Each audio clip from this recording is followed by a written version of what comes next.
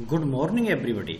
आज हम फिर से अपनी 6th क्लास में हैं बेटा और सब्जेक्ट हमारा मैथमेटिक्स चल रहा है, जिसके अंतर्गत हम लोग अपने चैप्टर 1 को स्टडी कर रहे हैं नंबर सिस्टम के आधार पर, जहां पर हम अपनी एक्सरसाइज 1.4 को स्टडी कर रहे हैं।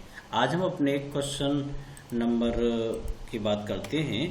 तो आज हम अपने क्वेश्चन को जो स्टडी करेंगे वो क्वेश्चन है question number 5 and question number 6, जिससे कि हम लोग देखेंगे कि हमारा जो एस्टिमेशन ऑफ नंबर है, हमारे किसी भी नंबर को जब हम राउंड फिगर में उसे लिखते हैं तो वहाँ पर प्लस माइनस ही नहीं, हम वहाँ पर मल्टीप्लाई के प्रोसेस को भी कर सकते हैं।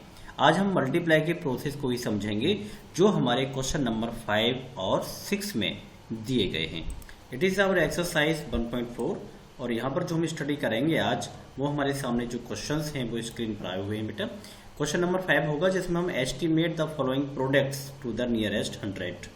प्रोडक्ट्स मीन्स हम मल्टीप्लाई करने की जो प्रोसेस को प्रोडक्ट भी कहते हैं। और यहाँ पर question number 6 estimate the following products to the nearest 100। यहाँ पर भी जो हम मल्टीप्लाई कर रहे हैं, यहाँ पर एस्टिमेशन करेंगे यानी कि राउंड फिगर में लिखेंगे, उसके बाद हम इसको जो है मल्टीप्लाई करेंगे। तो यहाँ दोनों ही क्वेश्चंस को आज हम इस वीडियो में कवर करने जा रहे हैं। बने रहिएगा अपनी वीडियो के अंत तक। It is our question number 5। उसके फर्स्ट सेक्शन को हम लोग लेते हैं बेटा। तो यह हमारे सामने जो नंबर दिया गया है 2468। यहाँ पर हमें क्या करना है, नियरेस्ट 100 की बात करते हैं। तो नियरेस्ट 100 में कौन है, यहाँ 400 के स्थान पर है हमारा।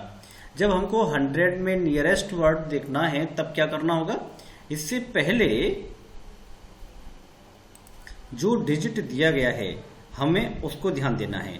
ये डिजिट क्या है, 6 that's means by more than 5, ये 5 से अधिक है। दैट्स मीन्स 100 की बात की जाती है तो ये जो 400 है इससे आगे वाला 100 क्या होगा, 500। इसीलिए हम लोगों ने यहाँ इस नंबर को किस फॉर्म में लिख दिया है, इस नंबर को किस फॉर्म में लिख दिया है, 500। हमने यहाँ 400 को 500 के रूप में लिख दिया है। उसका रीजन मैंने आपको अभी समझाया। ठीक उसी प्रकार हमारे सामने नंबर है 596। यदि हम लोग 100 नियरेस्ट की बात करते हैं तब हमें किस पर ध्यान देना होगा बेटा, यहाँ 9 पर।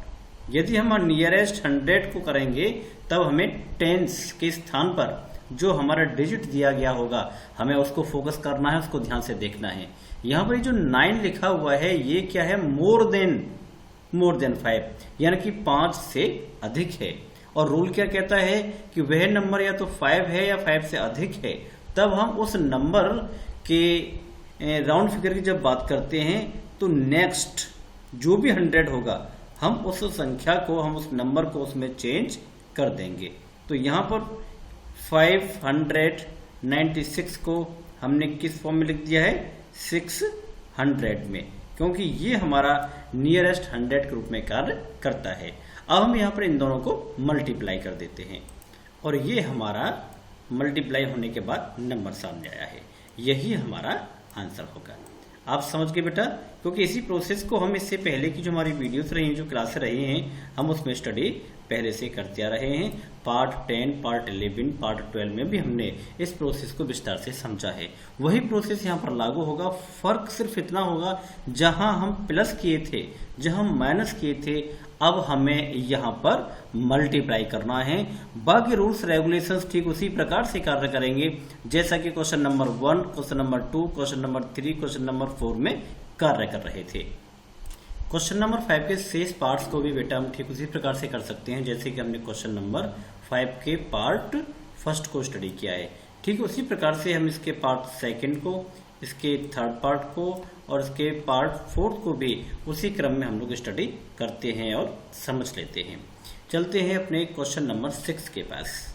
अपनी बुक को बेटा ओपन कर लीजिएगा और यहाँ पर हम लोग देख पा रहे हैं क्वेश्चन नंबर 6 को, estimate the following product to the nearest 1000।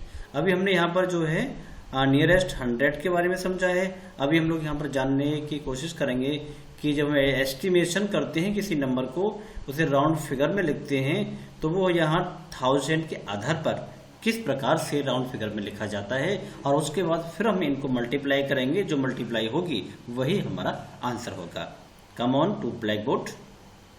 It is our question number 6, part first.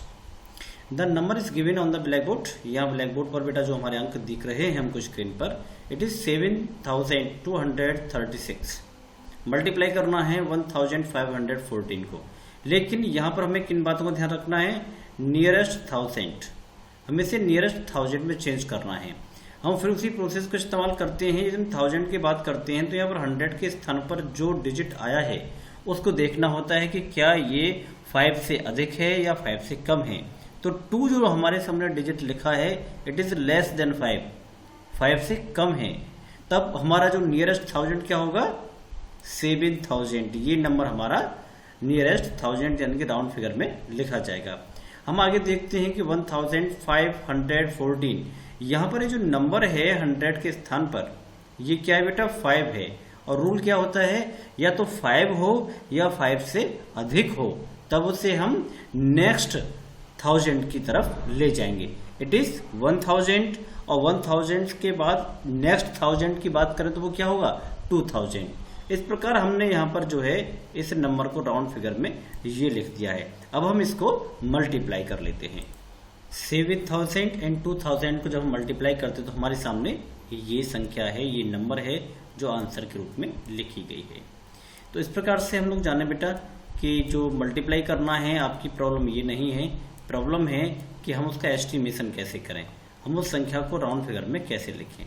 तो पूरे के पूरे चैप्टर में बेटा हमको यही सिखाया गया है, यहाँ पूरी एक्सरसाइज 1.4 में यही सिखाया गया है हमको कि किस तरीके से हम नियरेस्ट 10, नियरेस्ट 100, नियरेस्ट 1000, नियरेस्ट 10,000 में किसी भी नंबर को राउंड फिगर कर सकते हैं।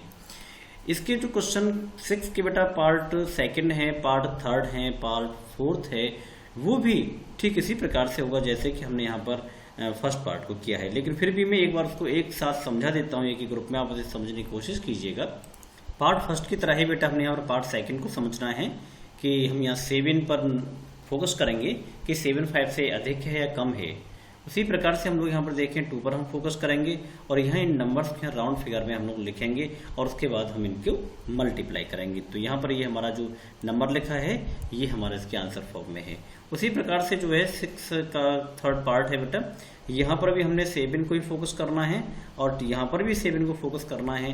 तब ये हमारे जो नंबर है जो नियरेस्ट 1000 में लिखे जाएंगे वो 4000 एंड 3000। जब हम इन दोनों को मल्टीप्लाई करते हैं तो हमारे सामने ये नंबर है और यही नंबर हमारा आंसर है।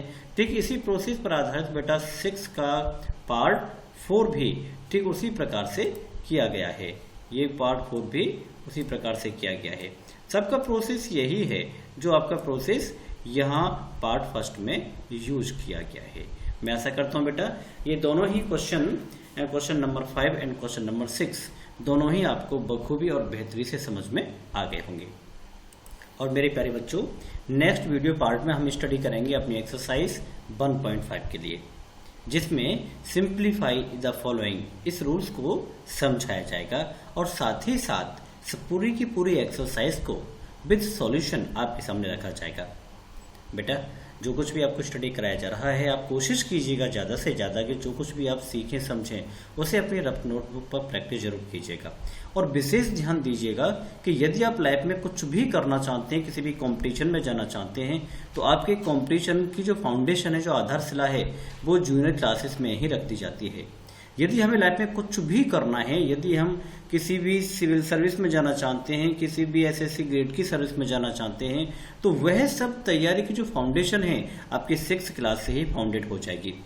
यदि आप अपने बेहतर कैरियर को बनाना चाहते हैं और उसमें रियली चाहते हैं कि आप सफल हों, आप अपने पेरेंट्स के ड्रीम्स को परफॉर्म करना चाहते हैं, उनको कंप्लीटेशन देना चाहते हैं, तो आपको डेफिनेटली अपने 6th क्लास से ही मेहनत करनी होगी।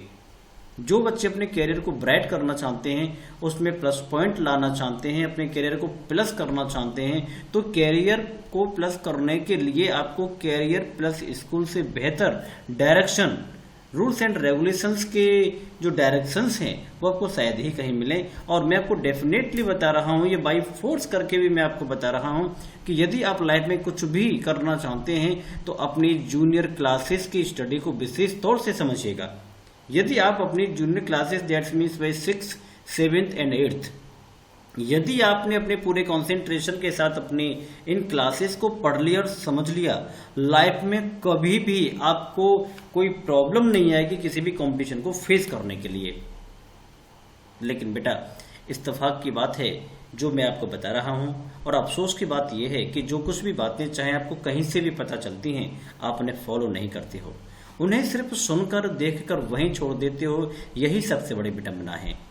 लेकिन मैं ऐसी आशा करूंगा, गॉड से प्रे करूंगा कि जो कुछ मैंने आपको अभी अभी बताया है आप उसे बड़े ध्यान से समझें, उस पर विचार करें और उसे फॉलो भी करें। I wish you best.